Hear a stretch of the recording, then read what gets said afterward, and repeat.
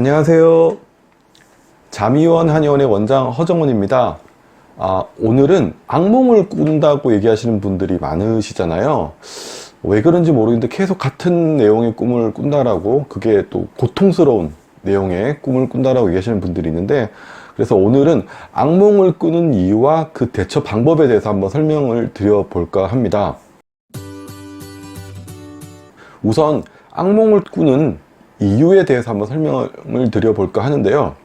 첫 번째로는 잠을 자는 동안에 뭔가 불편한 느낌이 있을 때 그걸 표현하는 방법 중에 하나로 꿈을 선택하게 됩니다.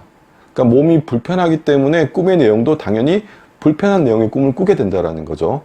예를 들어서 소변이 마렵다거나, 아니면 심한 갈증을 느낀다거나, 아니면 허리가 아프다거나, 몸이 결린다거나, 불편한 자세로 오랫동안 누워 있으면서 아프다거나, 이런 걸 풀어내야 되는데 풀어내는 방법이 마땅치가 않으니까, 잠이 들어있기 때문에. 그래서 꿈을 통해서 그걸 표현하는 거죠. 그래서 악몽으로 표현을 했고, 그 악몽 때문에 내가 잠에서 깨게 된 다음에 일어나 보니까 소변이 마렵더라, 갈증이 나더라, 덥더라, 춥더라. 그래서 그거를 해결하기 위해서 애를 쓰게 되면서 다시 잠들게 되게끔 도와주는 그런 역할, 그런 원인 때문에 악몽을 꾸게 되는 경우가 있습니다. 두 번째로는 낮에 있었던 일에 대한 스트레스가 큰 경우에도 악몽으로 나타나는 경우가 있습니다. 주로 이제 열받았는데, 화가 났는데 그걸 풀지를 못했다, 울분을 참았다, 큰 소리를 쳐서 한번 싸우고 싶었는데 싸우지 못하고 참았다, 아니면 억울하다, 분하다, 혹은 일이 내 마음먹은 대로 잘 풀리지가 않는다, 계획했던 것과 다르게 흘러간다, 이런 어떤 스트레스가 있을 경우에 그게 악몽으로 나타나기도 한다라는 거죠.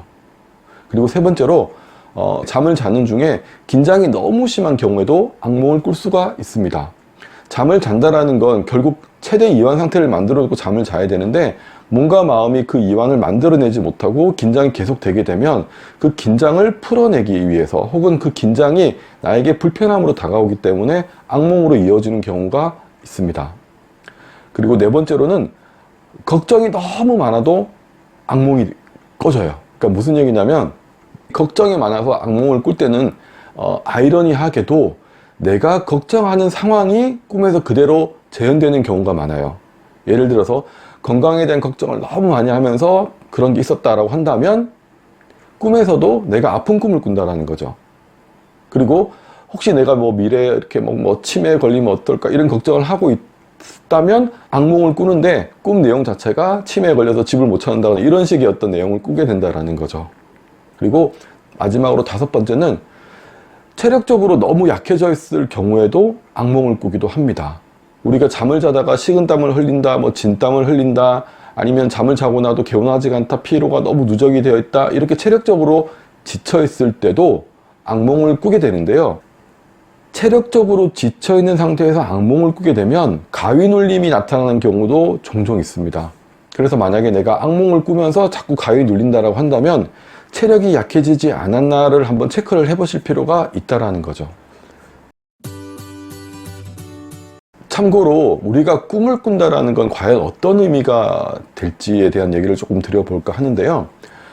꿈을 꾼다라는 건요, 첫 번째가 뭐냐면 정신적인 스트레스를 그대로 반영하는 겁니다. 그러니까 스트레스가 많으면, 혹은 낮에 받아들인 정보가 많으면 많을수록 꿈도 많이 꾸게 된다라는 거. 그리고 두 번째로 스트레스를 풀어내는 과정, 내가 낮에 받아들였던 정보를 편집하고 정리하는 과정이 바로 꿈이라는 겁니다. 그리고 세 번째로 감정적으로, 마음적으로 힘든 걸 꿈을 통해서 풀어내요. 그러니까 걱정이라든지 열받았다, 화가 났다, 우울하다, 이런 감정들의 어떤 상처받은 걸 꿈을 통해서 풀어냅니다. 심지어는 내가 열받았는데 소리를 지르고 싶었는데 못 질렀잖아요. 그러면 꿈에서 그 사람한테 소리를 지르기도 해요. 그렇게 풀어낸다라는 거죠.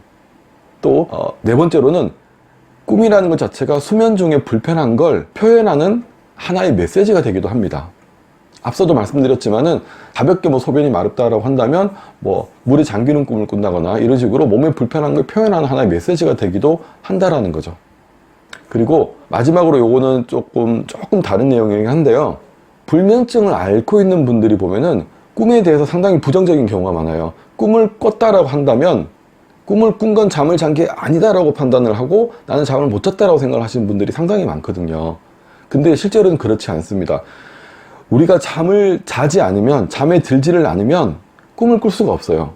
그 얘기는 돌려서 얘기를 하면 꿈을 꿨다라는 얘기는 잠이 들었었다라는 얘기이기도 합니다. 그래서 꿈을 꿨다라는 사실에 대해서 조금은 긍정적으로, 잠을 자면서 꿈을 꾸는 그 자체가 우리 몸에 좋은 역할을 많이 하기 때문에요. 꿈을 꾸는 수면도 상당히 우리 정신건강에 도움이 되는 수면이라 생각을 하시고, 꿈을 꿨다라는 건 잠을 잤다라고 인지를 하셔야 됩니다. 그리고 한 가지만 더 말씀을 드리면, 꿈을 꾸면서 기억이 저장이 돼요.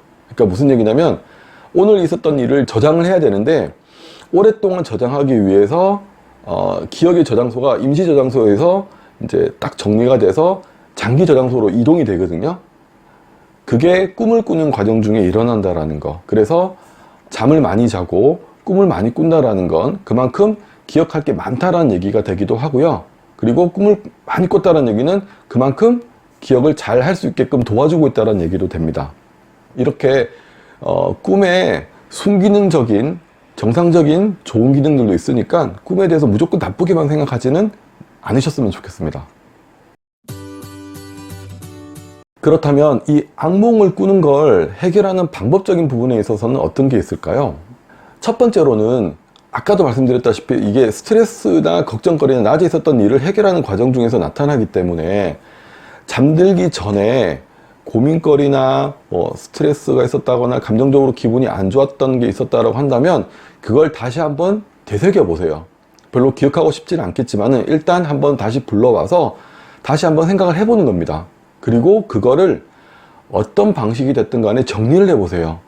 종이에 적는 것도 괜찮고 혼잣말로 이렇게 한번 얘기해 보는 것도 괜찮고, 아니면 그냥 뭐 생각하면서 내가 하고 싶었던 얘기들을 다시 한번 되새김질 해보는 것도 괜찮아요.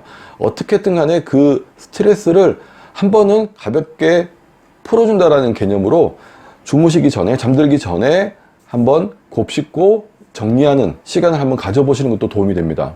그리고 그 생각들을 하기 싫다, 뭐 이름조차 꺼내기도 싫다, 뭐 생각하기도 싫다라고 하신다고 한다면 그 생각 대신 좋은 생각, 내가 뭐 여행 갔었던 추억이라든지 그런 것들 있죠. 좋은 생각, 좋은 영상, 좋은 사진, 좋은 기억들, 그거를 다시 한번 되새겨 보면서 뭐 핸드폰에 사진첩 같은 거 보면서 아 이때 놀러 갔었다 참 좋았었다, 이런 기억들을 다시 한번 심어주는 것도 방법입니다.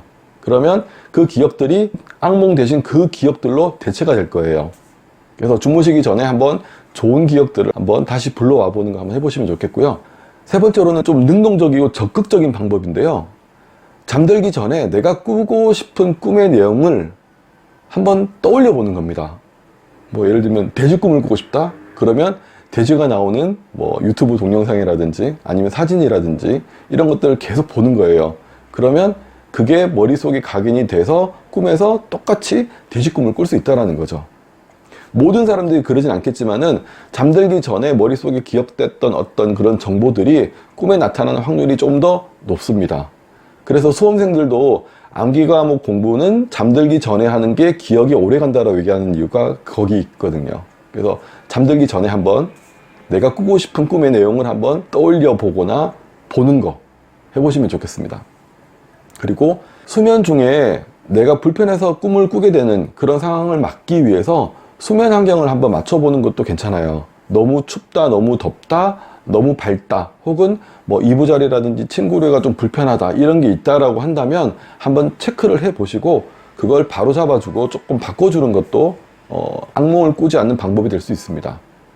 그리고 체력적으로 너무 약해져서 가위 눌림이라든지 악몽을 꾸는 분들 같은 경우에는 체력을 올려주기 위한 어떤 방법을 좀 생각을 해봐야 되는데요. 뭐 잘 드시고, 그죠? 운동 같은 걸 가볍게 하면서 체력을 좀 올려준다, 무리하지 않게. 그리고 취미생활 같은 걸 풀어주면서 스트레스도 풀고 체력도 좀 키우고, 이런 방법들도 한번 써보시면 좋겠습니다.